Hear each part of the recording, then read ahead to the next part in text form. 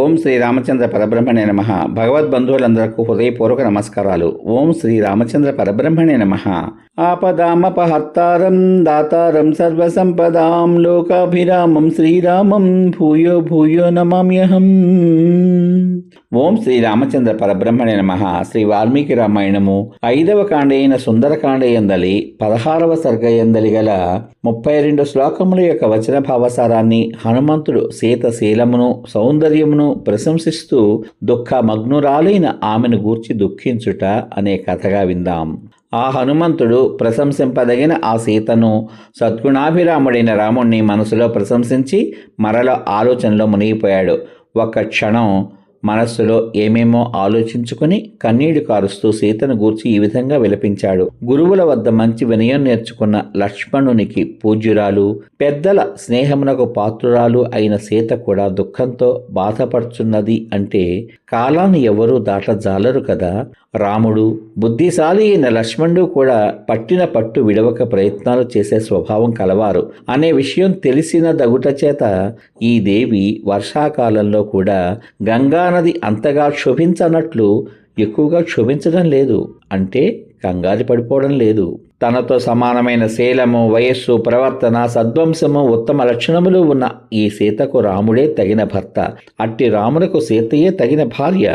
కొత్త బంగారం కాంతి వంటి కాంతితో లక్ష్మి వలె లోకానికి అంతకు మనోహరురాలైన ఆ సీతను చూసి హనుమంతుడు మనస రాముని దగ్గరకు వెళ్ళి రాముని స్మరిస్తూ ఈ విధంగా అనుకున్నాడు. విశాలాక్షి అయిన ఈ సీత కొరకే కదా రాముడు మహాబలశాలి అయిన వాలిని, పరాక్రమం చేత రావణునితో సమానమైన కబంధుని సంహరించాడు. ఈమె కొరకే కదా రాముడు అరణ్యంలో యుద్ధమునందు మహేంద్రుడు శంబరాసురుని చంపినట్లు భయంకరమైన పరాక్రమం గల విరాటుడు అనే రాక్షసుని చంపాడు.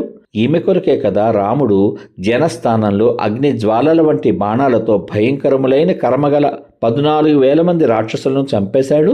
ఈ సీత కొరకే కదా మహాబుద్ధిశాలిగా ప్రసిద్ధుడైన రాముడు యుద్ధంలో కరుని, త్రిశిరస్సును, మహాబలశాలి అయిన దూషణుని చంపేశాడు. వాలి పాలనలో ఉండడం చేత తేలికగా పొందశక్యం కాని లోకంలో గౌరవింపదగిన వానర రాజ్యమును సుగ్రీవుడు ఈమె మూలంగానే కదా పొందగలిగాడు.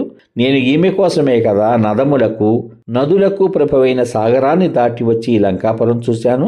రాముడు ఈ సీత కోసమై సముద్రం వరకు వ్యాపించిన భూమినే కాదు, జగత్తునంతను తలక్రిందులుగా చేసిన యుక్తమే అని నా అభిప్రాయం. 3 లోకములపైన అధికారం గొప్పదా, జనకుని కూతురైన సీత గొప్పదా అని చూస్తే 3 లోకములపై రాజ్యాధికారం సీతలో 16వ పాలుకు కూడా సరిరాదు.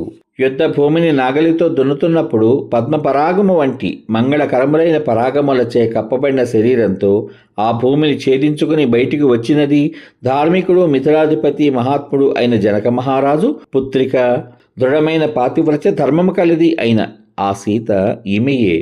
పరాక్రమవంతుడు, పూజించదగిన శీలం కలవాడు, యుద్ధములందు వెనుకకు తిరగనివాడు అయిన దశరథ మహారాజునకు కీర్తిమంతురాలైన పెద్ద కోడలు ఈమెయే. ధర్మములు తెలిసినవాడు, కృతజ్ఞుడు, బుద్ధిమంతుడిగా ప్రసిద్ధి పొందినవాడు అయిన రామునకు ఇష్టురాలైన భార్య అయిన ఈ సీత రాక్షస స్త్రీలకు వశమైంది కదా. భర్తపై ఉన్న అసాధారణమైన ప్రేమ చేత ఆమె సమస్త భోగములను విడిచి కష్టములకు లెక్క చేయక నిర్జన వనంలో ప్రవేశించింది. భర్తకు సేవ చేయుటయందు మాత్రమే ఆసక్తి కలదై ఫలములతోనూ దుంపలతోనూ సంతృష్టి చెందుతూ వనములో కూడా భవనములో వలె గొప్ప సంతోషాన్ని పొందుతోంది.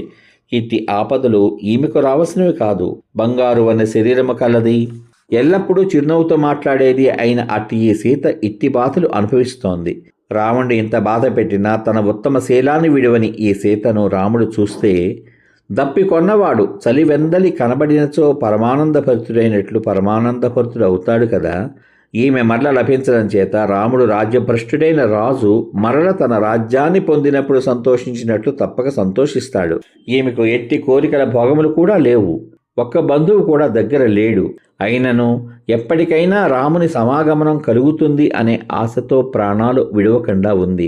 ఈమె పక్కనే ఉన్న రాక్షస స్త్రీలను గాని, పుష్ప వృక్షములను గాని, ఫల వృక్షములు గాని చూడ్డం లేదు. ఏకాగ్రమైన చిత్తంతో రాముని మాత్రమే ధ్యానిస్తోంది. సందేహం లేదు, స్త్రీకి భర్త అనగా సువర్ణరత్నాద్య అలంకారముల కంటే శ్రేష్టమైన అలంకారం.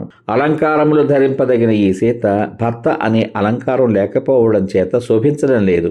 ఈమె అపహరింపబడిన తర్వాత కూడా రాముడు దుఃఖంతో నశించకుండా జీవించి ఉన్నాడు అంటే నిజంగా ఆ రామప్రభు ఎవరూ చేయలేని పని చేస్తున్నాడు. నల్లని కేశాలు, పద్మపత్రములు వంటి నేత్రములు గల ఈమె సుఖములను అనుభవించుటయే యుక్తం. అట్టి ఈమెకు కూడా కలిగిన ఈ కష్టాన్ని చూసి ఈమెతో ఎట్టి సంబంధమూ లేని మధ్యస్థుడనైన నా మనస్సు కూడా బాధపడుతోంది. భూమి వలె ఓర్పు గలది, పద్మములతో సమానములైన నేత్రములు కలది అయిన ఏ సీతను రామలక్ష్మణులు రక్షిస్తూ ఉండేవారో ఆమెనే ఇప్పుడు రాక్షస స్త్రీలు వృక్షము మూలమునందు కూర్చుండబెట్టి కాపలా కాస్తున్నారు. కష్టములు ఒకదాని తర్వాత ఒకటిగా వచ్చి పడి పీడిస్తుంటే ఈ సీత మంచు దెబ్బతిన్న తామర పూల తీగవలే కాంతి కోల్పోయినదై మగ చక్రవాకము పక్కన లేని ఆడ చక్రవాక పక్షి వలె చాలా శోచనీయమైన అవస్థను పొంది ఉంది. పువ్వులతో శాఖాగ్రములు, వంగిన అశోక వృక్షములు మంచి తొలగిపోవడం చేత స్పష్టంగా అనేక సహస్ర కిరణములతో ప్రకాశిస్తున్న చంద్రుడు భర్తృ విరహంతో బాధపడుతున్న ఈమెకు అధికంగా శోకాన్ని కలిగిస్తున్నాయి.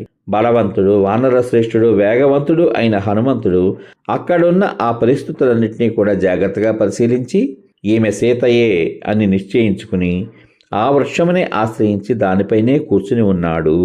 సమాప్తం. ఇంతవరకు మీరు శ్రీ వాల్మీకి రామాయణం 5వ కాండ అయిన సుందరకాండ యందలి 16వ సర్గ యందలి గల 32 శ్లోకముల యొక్క వచన భావసారాన్ని హనుమంతుడు సీత శీలమును సౌందర్యమును ప్రశంసిస్తూ దుఃఖమగ్నురాలైన ఆమెను గూర్చి దుఃఖించుట అనే కథగా విన్నారు. రేపటి భాగంలో శ్రీ వాల్మీకి రామాయణము 5వ కాండ అయిన సుందరకాండ యందలి 17వ సర్గ యందలి గల 32 శ్లోకముల యొక్క వచన భావసారాన్ని సీత కనబడినది కదా అని హనుమంతుడు సంతోషించుట అనే కథగా విందాం. ఓం శ్రీ రామచంద్ర పరబ్రహ్మణే నమః. శ్రీరామ రామ రామేతి రమే రామే మనోరమే సహస్రనామ తత్తుల్యం రామనామ వరాననే. ఓం శ్రీ రామచంద్ర పరబ్రహ్మణే నమః. సర్వే జనా సుఖినో భవంతు. శుభమస్తు. స్వస్తి.